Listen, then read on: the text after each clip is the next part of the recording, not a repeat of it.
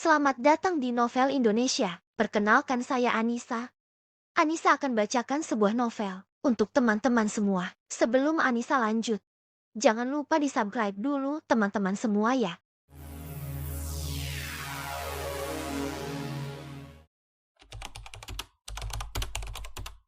Bab 1. Takdir di balik lamaran. Angin sore berhembus lembut menerpa wajah Aisyah saat ia melangkah keluar dari gerbang madrasah. Rambutnya tersimpan rapi di balik jilbab abu-abu dan wajahnya tampak lelah namun tenang. Seragam putih yang ia kenakan sudah sedikit kusut setelah seharian belajar. Namun matanya tetap berbinar saat memandangi langit yang mulai berubah. Warna menjadi jingga keemasan. Ia menyukai waktu-waktu seperti ini. Sore hari yang tenang, jalan setapak pulang yang lengang, dan aroma khas dedaunan basah setelah disiram hujan siang tadi.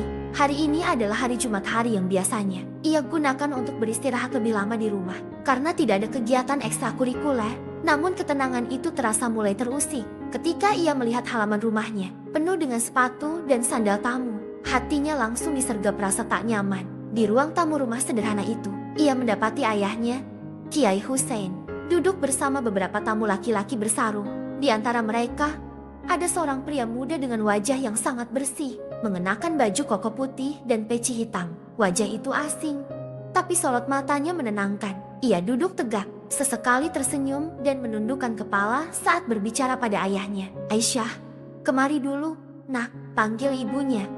Nyai Salma, dari balik tirai pemisah. Aisyah menurut, berjalan pelan dan duduk di dekat ibunya. Hatinya makin tak tenang. Ada suasana berbeda di ruang tamu itu, bukan seperti kedatangan tamu biasa. Setelah para tamu pamit satu persatu, tinggallah pria muda itu bersama ayah dan ibunya. Ayahnya menatap Aisyah dengan lembut tapi tegas.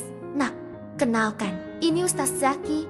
Beliau datang dengan niat baik. Hari ini, ia ingin melamar kamu. Aisyah nyaris tak percaya dengan apa yang ia dengar. Apa? Bah, melamar? Beliau ingin menikah denganmu. Aisyah memandangi wajah Zaki. Pria itu hanya menunduk sopan, tidak ada senyum menggoda, tidak ada rayuan, hanya ketenangan. Justru ketenangan itulah yang membuat Aisyah bingung. Ayah, Aisyah baru 18, masih sekolah. Kenapa begitu mendadak? Ayah dan ibu tidak sembarangan memilih. Ustaz Zaki adalah murid Abah dulu. Sekarang ia jadi ustaz di pesantren besar. Alim, santun, dan bisa menjaga kamu. Tapi Aisyah belum kenal beliau. Suaranya nyaris bergetar. Cinta bisa tumbuh, nak, sahut ibunya perlahan.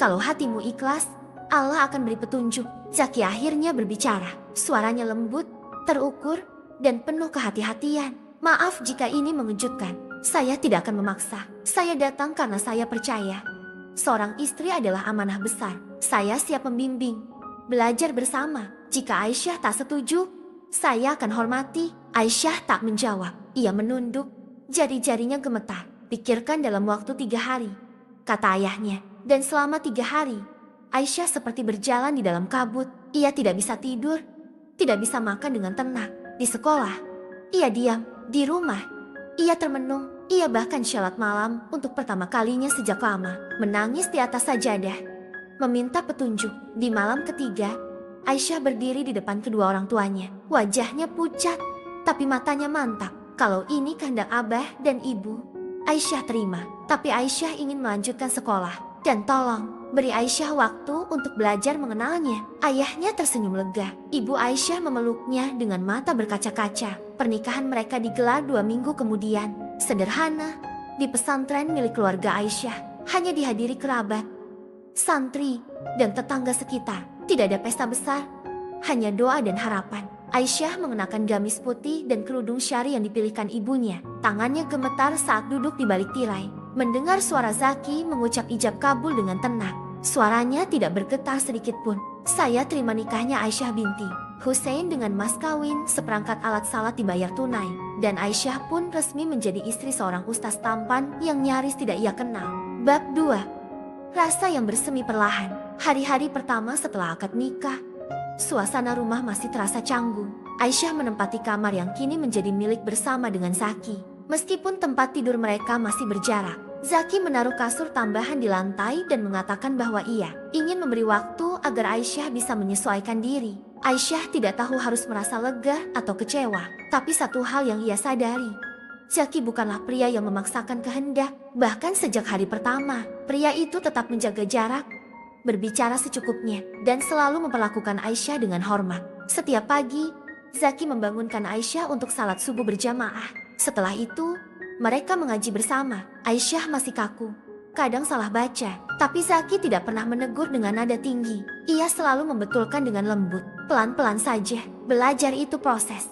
Saya pun masih terus belajar, katanya suatu pagi sambil tersenyum. Senyumnya tidak dibuat-buat, sejuk, dan Aisyah merasa ada sesuatu dalam dirinya yang pelan-pelan melunak. Siang harinya, Aisyah membantu ibunya di dapur, sementara Zaki sering membantu ayahnya di pesantren. Tapi sore hari, saat semua kegiatan usai, mereka mulai punya waktu sendiri, duduk di teras, menikmati teh hangat, membicarakan hal-hal kecil. "Kenapa mau menikah dengan saya?" tanya Aisyah suatu sore. "Padahal saya masih sekolah dan belum bisa apa-apa." Zaki menoleh, menatap Aisyah dengan serius. "Karena saya melihat kamu sebagai calon istri yang bisa tumbuh bersama. Saya tidak cari yang sempurna, Aisyah. Saya cari yang mau belajar." Jawaban itu membuat dada Aisyah sesak. Tapi dalam cara yang lembut, ada sesuatu yang hangat tumbuh dalam dirinya. Beberapa minggu berlalu, rasa asing perlahan berubah menjadi nyaman. Aisyah mulai menyiapkan sarapan tanpa disuruh. Ia menuliskan catatan kecil di meja makan. Terkadang hanya satu kata, "Semangat, Ustaz." Zaki menyimpannya semua. Bahkan ia membalas dengan tulisan tangan pula, "Terima kasih, Bu Ustazah." Aisyah tertawa membaca panggilan itu. Untuk pertama kalinya, ia tertawa lepas sejak hari pernikahan. Suatu malam, Aisyah jatuh sakit. Badannya demam tinggi. Zaki yang baru pulang dari masjid segera mengganti pakaiannya, menyeduh air hangat, dan mengompres kening istrinya. Ia duduk di samping tempat tidur, memegang tangan Aisyah yang dingin. "Baca doa." "Ya," katanya lembut, dengan suara pelan. Ia membacakan ayat-ayat ruqyah, lalu bersenandung lirih dengan nada tilawah. Aisyah setengah sadar mendengarnya, dan air matanya jatuh, entah karena demam atau karena merasa dijaga. Pagi harinya, saat Aisyah bangun, ia mendapati secangkir teh dan sepucuk surat di samping tempat tidur. "Terima kasih sudah kuat. Saya tahu kamu hebat." Bab 3, pelan tapi pasti. Sudah hampir 2 bulan Aisyah dan Zaki menjadi suami istri. Meski usia pernikahan mereka masih seumur jagung, perlahan kehangatan mulai terasa di antara mereka. Tidak ada drama besar atau pertengkaran hebat. Yang ada hanyalah keheningan yang penuh makna dan percakapan ringan yang semakin akrab. Setiap hari, Aisyah mulai terbiasa dengan kehadiran Zaki. Ia merasa nyaman berada di dekat pria itu. Zaki pun tidak pernah berubah, tetap tenang, sabar, dan lembut dalam memperlakukan Aisyah. Ia selalu menyempatkan diri menanyakan kabar sang istri, bahkan di tengah jadwalnya yang padat mengajar dan mengurus pesantren. Suatu pagi, Aisyah terbangun lebih awal. Ia menemukan Zaki tengah duduk di ruang tengah, menghafal Al-Quran. Suaranya pelan, tapi meresap ke hati. Aisyah memperhatikan dari balik pintu. Hatinya menghangat. Pria itu tidak hanya tampan dari wajah, tapi juga dari tutur dan akhlaknya. "Bangun pagi, Bu Ustazah," sapa Zaki tanpa menoleh. Aisyah tersenyum malu. "Tadi dengar suara antum," jawabnya lirih. "Semoga suara saya tidak mengganggu." "Tidak, malah bikin tenang." Zaki menoleh sejenak, tersenyum. Pagi itu, mereka sarapan berdua, hanya dengan nasi goreng dan telur dadar. Tapi kehangatannya terasa melebihi pesta. Aisyah mulai menikmati momen-momen kecil seperti itu. Ia tahu, ini mungkin bukan kisah cinta seperti di novel, tapi justru itulah keindahannya. Di sekolah, teman-temannya mulai tahu bahwa Aisyah telah menikah. Awalnya, banyak yang terkejut, tapi Aisyah tetap bersikap biasa. Ia tetap belajar, tetap ikut kegiatan OSIS, dan tetap bercanda dengan teman-temannya. Namun, ada satu hal yang berbeda. Kini ia lebih tenang, lebih dewasa. Bahkan wali kelasnya, Bu Rina, pernah berkata, "Kamu berubah ya, Aisyah, lebih bijak sekarang." Aisyah hanya tersenyum. Ia tidak tahu harus menjelaskan dari mana perubahan itu datang. Tapi dalam hati, ia tahu pernikahan dengan Zaki telah membentuknya pelan-pelan. Suatu hari, Aisyah dan Zaki pergi ke toko buku. Ini pertama kalinya mereka jalan berdua keluar pesantren. Zaki mengizinkannya membeli buku-buku pelajaran dan novel Islami. Mereka duduk di pojok toko buku, membahas satu persatu. "Antum suka baca novel?" tanya Aisyah. "Suka, tapi saya lebih suka kisah yang mendidik, kisah Nabi," Kisah ulama. Kalau kisah cinta, Zaki tersenyum. Kalau kisah cinta yang halal, insya Allah saya suka. Aisyah tertawa kecil. Percakapan itu ringan, tapi terasa dalam. Mereka lalu makan siang di warung sederhana. Zaki memilih duduk di tempat yang agak tersembunyi. Ia tetap menjaga aurat dan pandangan, meski sedang berdua dengan istrinya. Saat pulang, Aisyah diam sepanjang jalan, tapi hatinya penuh. Ia merasa seperti baru mengenal sosok Zaki lagi. Bukan hanya ustaz, tapi juga pria yang pelan-pelan mengisi ruang hatinya. Malam harinya, setelah salat Isya, Aisyah memberanikan diri. Zaki, iya, kalau nanti aku benar-benar jatuh cinta, apa antum siap? Zaki menoleh. Saya sudah siap sejak hari pertama menikahimu. Dan malam itu, untuk pertama kalinya, Aisyah bersandar di pundaknya. Tidak ada kata lagi, tapi dalam diam mereka, cinta sedang tumbuh, pelan, tapi pasti. Bab 4. Ujian di tengah cinta. Musim hujan mulai datang. Awan gelap sering menggantung di langit desa. Namun suasana rumah Aisyah dan Zaki tetap hangat. Di balik suara rintik hujan yang jatuh di atap seng, terdengar tawa kecil, percakapan ringan, dan zikir lirih yang menghiasi malam. Namun tidak semua hari bisa seindah itu. Sebab kehidupan, seperti hujan, kadang datang tanpa bisa ditebak. Suatu pagi, Aisyah terkejut saat melihat ibunya terduduk lemas di dapur. Wajahnya pucat dan napasnya memburu. Aisyah segera memanggil ayah dan Zaki. Mereka membawa Nyai Salma ke puskesmas terdekat, lalu dirujuk ke rumah sakit kota. Diagnosis dokter mengejutkan semua. Gejala stroke ringan. Aisyah menangis diam-diam di ruang tunggu. Zaki menggenggam tangannya dengan erat. Allah tidak memberi ujian kecuali pada hamba yang kuat, bisik Zaki. Tapi Aisyah takut kehilangan ibu. Kita doakan, kita ikhtiarkan. Insya Allah, ibumu kuat. Beberapa hari berikutnya, Aisyah hampir tidak tidur. Ia bolak-balik ke rumah sakit sambil tetap mencoba bersekolah. Zaki pun menggantikan posisi ayahnya di pesantren, bahkan ikut mengurus masakan dan kebutuhan rumah. Saat itu, Aisyah melihat sisi lain dari Zaki. Ia tidak hanya seorang suami, tapi juga anak yang berbakti, menantu yang peduli, dan sahabat sejati yang tidak pernah lelah memberi semangat. Suatu malam, saat mereka duduk berdua di teras rumah sakit, Aisyah berkata lirih, "Kalau bukan karena antum, mungkin aku sudah jatuh." Zaki menggeleng pelan. "Kamu lebih kuat dari yang kamu tahu, Aisyah." Beberapa minggu kemudian, keadaan ibunya mulai membaik. Meski belum bisa berjalan sempurna, Nyai Salma sudah bisa berbicara dan makan sendiri. Kabar itu disambut bahagia oleh seluruh keluarga. Hari itu, saat mereka membawa Nyai Salma pulang, Aisyah menangis di pelukan ibunya. "Terima kasih ya, Nak. Ibu tahu kamu istri yang luar biasa." Aisyah hanya bisa membalas dengan senyum dan peluk hangat. Namun, ujian belum selesai. Kali ini datang dari sekolah. Kepala sekolah memanggil Aisyah dan memintanya mempertimbangkan cuti karena terlalu sering absen.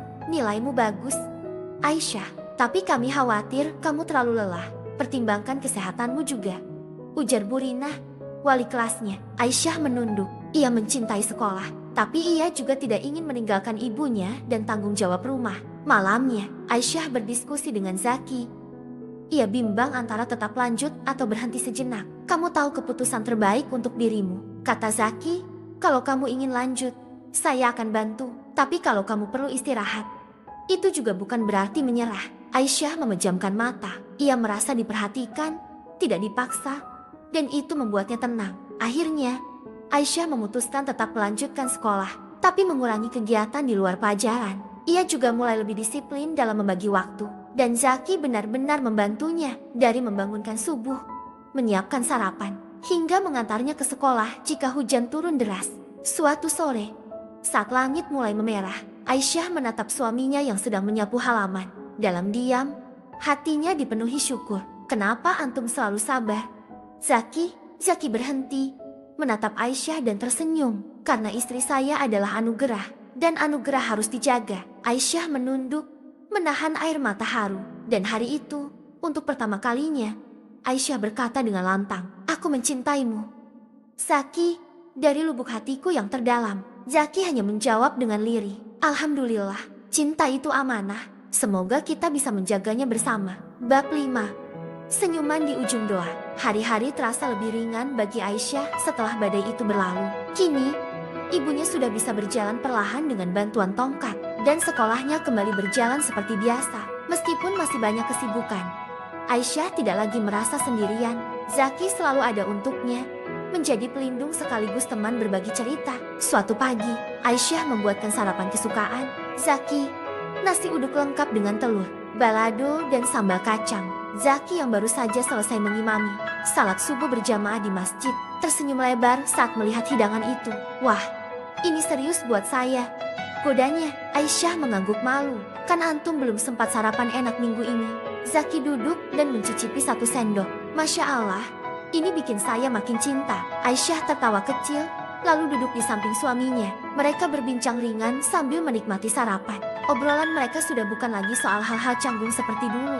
Kini lebih dalam, lebih akrab, dan terasa seperti dua jiwa yang menyatu dalam rasa. Di sekolah, Aisyah menjadi inspirasi baru bagi teman-temannya. Banyak yang kagum melihatnya tetap berprestasi dan aktif meski sudah menikah. Bahkan ada beberapa guru yang menjadikannya contoh dalam pidato-pidato motivasi. Namun, tidak semua orang senang. Ada 1-2 teman yang mulai menjauh karena iri. Ada yang berbisik-bisik di belakang, menyindirnya diam-diam. Aisyah mencoba untuk tidak ambil pusing. Kalau kita terlalu sibuk membalas nyinyiran orang, kita bisa lupa bersyukur atas nikmat yang kita punya, kata Zaki suatu malam. Aisyah mengangguk. Aku cuma kadang sedih. Kenapa mereka nggak bisa ikut bahagia aja? Karena bahagia itu bukan hal yang semua orang bisa rayakan bersama. Tapi kita bisa terus jadi baik. Semoga kelak mereka sadar. Sore hari di akhir pekan, Aisyah dan Zaki pergi ke kebun kecil milik ayah di belakang rumah. Mereka memanen cabai dan tomat sambil tertawa-tawa. Zaki yang biasa terlihat serius, ternyata bisa sangat konyol saat bersama Aisyah. Kamu tahu nggak? Kamu itu kayak tomat, kata Zaki sambil memegang satu buah merah cerah. Kenapa? Manis, tapi gampang bikin deg-degan. Aisyah tertawa terpingkal-pingkal. Dan kamu itu kayak cabai rawit, balas Aisyah. Loh, kenapa? Kecil-kecil, tapi pedas banget kalau ngajin orang.